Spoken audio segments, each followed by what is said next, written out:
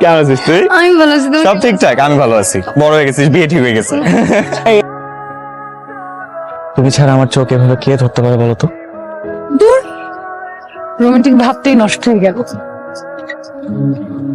দুজন মন দিলাম দুদেশ থেকে, কাছে এসে ফেরার মধ্যে ঝড় ওঠে আমার বুকে। আমাদের পরিবার তো রাজি। আমি ভেবেছিলাম এবার আমাদের বিয়েটা হয়ে যাবে। আমাদের বাড়িতে কবে এলে? 2 দিন হলো। আমি সবার জন্য এত কিছু আনলাম, তোমার জন্য কি আনলাম একবার জিজ্ঞেস করলাম? আছে আমার তো কিছু লাগতো না, তুমি আসছো এতেই হবে। সালাম আলাইকুম কাকা। ওয়ালাইকুম আসসালাম। আমি তো চাইছিলাম এই সাথে তোমার বিয়েটা সেরে ফেলাইতে। আমার তো ইচ্ছা ছিল। তাহলে আমরা যাই। কি হয়েছে তোমার? অনেক রাত হয়েছে, যাও শুয়ে পড়ছো। তুমি খাবা না? এই, তুমি কি আমার জন্য না খেয়ে বসে আছো নাকি? ভাবছিলাম একসঙ্গে খাবো, তাই অপেক্ষা করতেছিলাম। তুমি খাবা, আমি তোমাকে বেড়ে খাও। বস বস বসো, এখানে বসো। জামাটা খুব সুন্দর না? অনেক সুন্দর। তুমি কিন্তু এটার সাথে ম্যাচ করে শেরওয়ানি বানাবা। ওই যে আসছে আসছে আসছে, পালাও পালাও, তাড়াতাড়ি পালাও। তোরা কি দুইজনই আছিলি নাকি? হ্যাঁ, আমরা তো না না না, আমি জানি কাকে দেখলাম দৌড়ে যেতে। এখানকার কে জানি, দৌড় দিয়ে চলে গেলাম। তোমরা থাকো, আমি যাই। হ্যাঁ, বেটার। ও চাচি, রান্না হেবি মজা।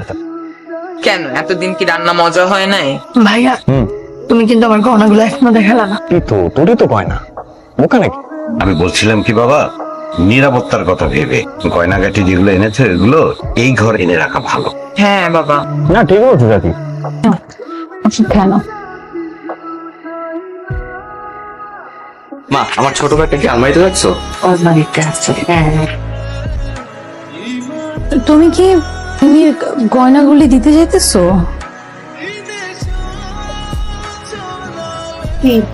পরে দেবো। এই মামা, এনে একটু থাম তো।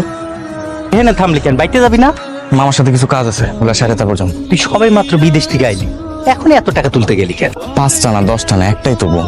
বিয়েটা একটু ধুমধাম করে দিতে হইব না? কিন্তু নিজের ব্যাপারটা একটু খেয়াল রাখবি না? এগুলা পরেরটা পরে দেখা যাবে, ঠিক আছে? বিপদে কাউরে পাশে পাওয়া যায় না। শাড়িগুলো কত সুন্দর, দেখ। দাম অনেক বেশি রে। তাতে কি হয়েছে? আমার মেয়ের বিয়ে হবে রাজকন্যার মতো। দেখছো, বিয়ে হয়ে পারে নাই, এখনই এরকম করতেছে। আমার ভাইয়ের টাকা বাঁচানোর ধান্দা। টিপটা কোথাকার। কিরে, বাড়ির কাছে এসে বাড়িতে লাগে এখানে ডাকতেছে? টাকা পয়সার কথা কি বাড়িতে পাওয়া যায় নাকি? মাত্র বিদেশ থেকে আসছি, এখন যদি টাকা চাই, মানে এগুলো যদি মানুষ শুনে কি ভাববে? কও সমস্যা হয়েছে কোনো? তোমার কাছে ক্যাশ টাকা কত আছে কত? আচ্ছা, ঘরে 50,000 ক্যাশ আছে, ওইটা এনে দিতেছে, আর 1 লাখ টাকা তুলে না আমি পৌঁছে দিতেছি। মিমি, বিয়ের বাজেটটা একটু বেশি হয়ে গেছে। মামা, তুমি কিন্তু এগুলো আবার মারে কিছু বলো না। লুকাইতেছিস না তো? আরে না মামা, তুমি যাও তো, তুমি টাকাটা নিয়ে আসো, আমি আছি এখানে ওয়েট করতেছি। ঠিক আছে।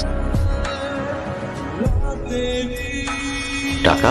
আমি কি তোমার কাছে টাকা চাইছি নাকি? চাচা, আসলে আমি আমার গয়নার ব্যাগটা হারাই ফেলছি। গয়নার ব্যাগ হারিয়ে গেছে মানে? গয়নার ব্যাগটা মার আলমারিতে রাখা ছিল, তো সেদিন বের করতে গিয়ে দেখি যে ব্যাগটা আমার না। এখন কি হবে? এখন না, মানে এই টাকাগুলো দিয়ে কোনো ব্যবস্থা করা যায় কিনা। এই টাকায় 10 ভরি সোনার অর্ধেকও হবে না। চাচা, বিশ্বাস করো চাচা, আমি আমি আমি নিজেও বুঝতেছি না যে আমার সাথে এরকম একটা ঘটনা কিভাবে ঘটলো। চাচা, এটা কোনো কাজ করলি বাবা? তোমার কোনো কথাই তো এখন আমার বিশ্বাস হচ্ছে না। চাচি, নাটক করতে হবে না, তুমি আমার চোখের সামনে থেকে যাও, যাও।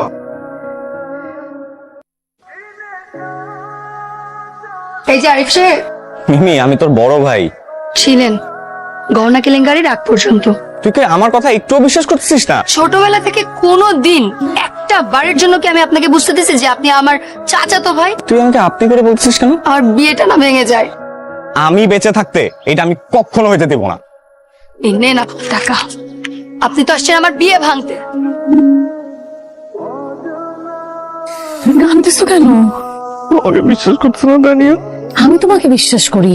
আমি জানি তুমি একটা মিথ্যা কথা বলতেছো না। তুমি একটু ঠান্ডা হও। এবারে কেউ আমার বিশ্বাস করে না। আর বিপদ আসে পরীক্ষা হয়ে, আর এই পরীক্ষা তোমাকে জিততেই হবে। কিভাবে? সৎ মানুষ কোনো দিন হেরে যায় না। তোর আশেপাশের যত মানুষজন আছে কেউ তোর বিশ্বাস করতেছে না। এদিকে তোর চাচা পুরা গ্রামবাসীরে জানাই দিছে যে আমার ভাতিজা বিদেশ থেকে 22 ক্যারেটের স্বর্ণ আনতেছে। আমি তো কইছি গয়না নিয়ে আসবো, এবং আমি আনছিও। কই তোমার গুণধর পোলা কই? আমার ঘরে বিপদের অথই সাগরে ভাসায় দিয়া এখন না পাত্তা। এমনি কথা বলতেছো কেন? খারাপ শরীরটা এমনিতেই ভালো না। একদম চুপ থাক। যদি বিয়াটা ভাঙ্গা দেয় তাহলে এই বাড়ি ঘর সব আগুন দিয়ে জ্বালাই দিব আমি। আল্লাহ দোহাই লাগে একটু থামো। তুই চুপ থাক। তোর মা আমার এক কথা তোরে এই বাড়িতে বিয়ে দিতে রাজি হইছে। আমার পোলার দোষ ধরো না তুমি। কোনো বেইমানের লগে এক পাকে আর আমি খামু না। এগুলো কি কও? আমি বাইসা থাকতে তোর এই বাড়িতে বিয়ে হইতে দিব না। হাসিল মাইয়া কোন জায়গায় কার?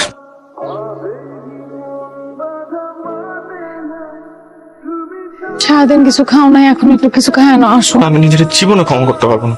কিন্তু তোমার তো কোনো দোষ নাই। এই কথাটা তো তুমি আর মা ছাড়া এই বাড়ির কেউ বিশ্বাস করতেছে না। এখানে প্রায় 7 ভরির মতো গয়না আছে। আব্বা আমার বিয়ের জন্য বানিয়েছিল, আর মিমি তো আমার বোনের মতো। এই গয়না আমি নিতে পারবো না দামিয়া। আবার বানাই নিব আমরা। তাহলে আমি এই গয়না নিতে পারবো না দামিয়া। আমার গয়না কি তুমি? আমার কিচ্ছু লাগবে না।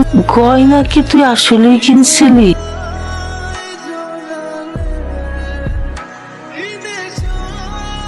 তুমি এখান থেকে চলে যাও, যত দ্রুত সম্ভব তুমি চলে যাও। তানিয়া, তোরে না বলছি ওই নাটকবাজ ভণ্ডদের সাথে মিশতে না? কই, তুমি তো চাইছো আমি আরিফের সাথে ঘন ঘন কথা বলে আমাদের বিয়েটা হোক। এখন যখন দুই পরিবার রাজি হয়ে গেল বিয়ের জন্য, তখন কেন তুমি না করতেছো? ওই ছেলেটা যদি এতটা খারাপ হইতো তাহলে ওই ছেলেটা এতগুলা গয়না ম্যানেজ করার জন্য এরকম পাগল হয়ে দিনরাত ঘুরতো না।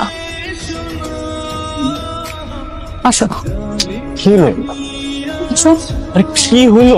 এই নাও, এখানে 7 ভরি গয়না আছে। আগামীকাল রাত 11:30টায় প্লেন টিকিট।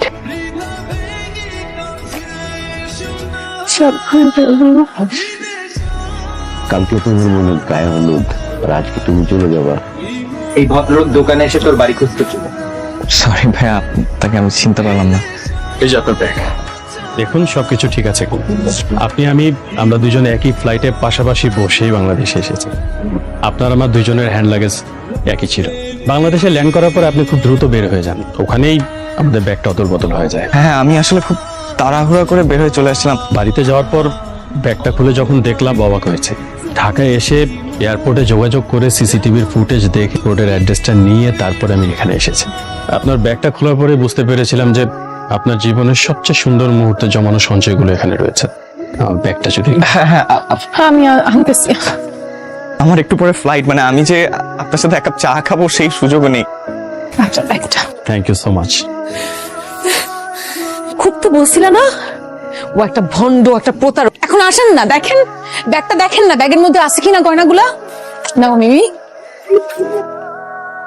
আরিফ তো তোমাদের আপন ভাই না। একটা আপন ভাই ও এত কিছু করে না যতটা আরিফ তোমাদের জন্য করছে। ভাইয়া, আমাকে তুমি মাফ করে দাও। সবাই ভুল বুঝলেও তোমাকে আমার ভুল বোঝা উচিত হয় নাই। তুমি যাও তো, তোমার দেরি হয়ে যাইতেছে। মা, আমার লেট হয়ে যাচ্ছে, যাই।